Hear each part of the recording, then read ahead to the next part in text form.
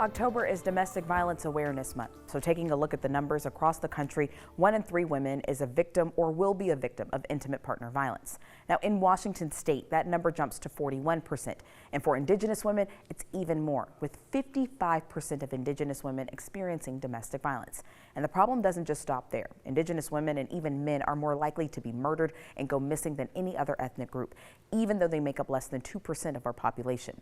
So I sat down with activists in our community, as well as victims' family members, to dig deeper and find out what's being done to save and protect our sacred sisters.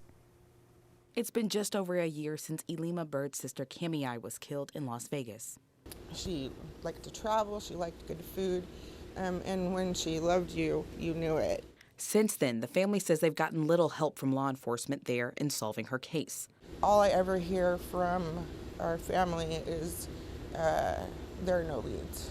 Unfortunately, having a family member go missing or be murdered happens far too often in many Indigenous families. It's just to have, somebody actually say to you, it's probably never going to get solved, because she's Indian and because she's Black. And I just don't feel like that's okay. It's not okay to say that it's not okay to say that to a family member.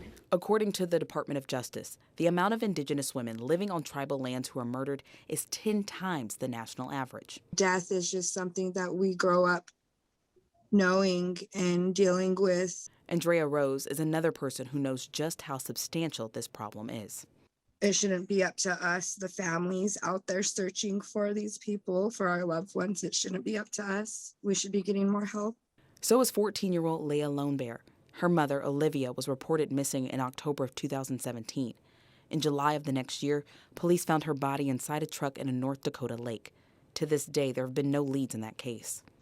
I was just really sad, and I didn't have anybody to talk about it with, and I don't like people being hurt the way that I was and how it affected me. A 2016 report from the National Institute of Justice says that more than 4 in 5 American Indian and Alaskan Native people have experienced violence in their lifetime. We already walk in this world differently.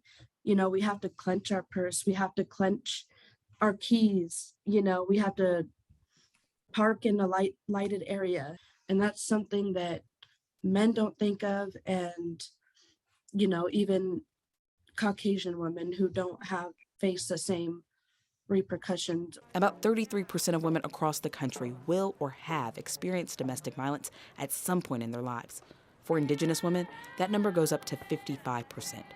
The Indigenous population is like 1.8% of the total population in the Spokane area, and for us, they make up about 3% of the total domestic violence, which, it doesn't sound like a lot, but you look at it, it's almost double.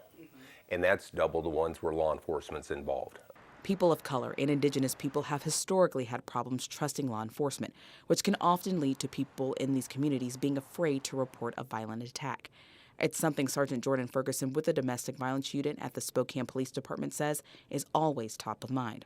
There's lack of trust with law enforcement, which is why this department works so hard in our community outreach, trying to establish that trust. Haley Abrahamson works for the Spokane Regional Domestic Violence Coalition and is a member of the Spokane Tribe. She says another thing that keeps victims from coming forward is fear of being shamed or blamed for what happened. There's been a lot of issues where people try to make that report, but there's victim blaming, there's victim shaming. Sometimes something happens in the process because the process is super outdated, so not everything is reported. Even if victims want to come forward and file criminal charges, it can often be a daunting process, especially if they live on a reservation. People don't know where to report, who to report to, who does have jurisdiction over that case, like mentioned, right? Is it the FBI? Is it the tribal police?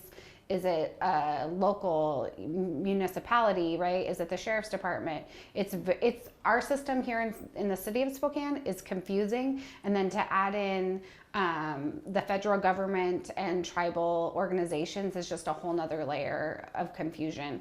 Local, state, and even the federal government is working to try and curb the violence plaguing our Indigenous women, because it doesn't just impact one family or even one tribe. It affects our entire community. And we're all connected as a community because family's so big with us, so we're all connected.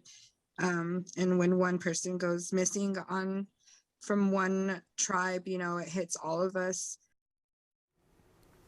So I know those were a lot of numbers that I kind of threw at you there during that story, but one thing that really stands out to me is if you break it down to people, right? So if you put 5 Indigenous women in a room, side by side, 4 out of 5 of them are either victims or will be a victim at some point in their lives. That is, it's just staggering to hear those numbers and then putting a visual to it like that. And you know, Spokane has such a huge Indigenous population, and so we, like that last person said, we're all connected as a community. Absolutely. We all need to step up and help out our neighbors during Absolutely. Something like this. And thankfully, we do have a lot of resources here that are helping, not just with the back end, not just after like a person is a victim and they're trying to escape these violent situations, but also on the front end in doing prevention tactics, whether that's with the youth, with young children, and even going out to some of the reservations and putting in like different types of prevention counseling even for children. So if you would like to find out more about what's being done to stop violence against Indigenous women, you can text the word SAVE to 509-448-2000. We'll send you a link with all of our resources that we have right to your phone. And you can also go to our website, crem.com, for a list of those resources as well.